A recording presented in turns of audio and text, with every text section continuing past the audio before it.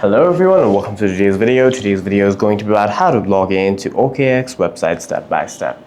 The first and foremost thing that you must do is open up Google Chrome or a browser of your choice, and then in the search bar you can simply type in OKX and then hit or enter on your keyboard. Tap on the first link that appears and then hit close and then hit sign up. Now you must select your country or region. Simply select your country or region and then hit create account. Hit proceed. After which you'll have to agree to the OKX terms and service and then hit create account again.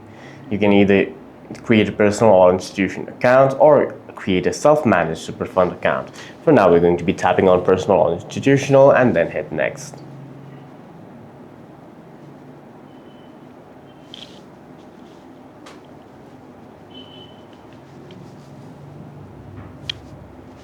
Now you must enter your email address along with your referral code, which is optional, and then hit sign up. Once you have signed up, you can hit login,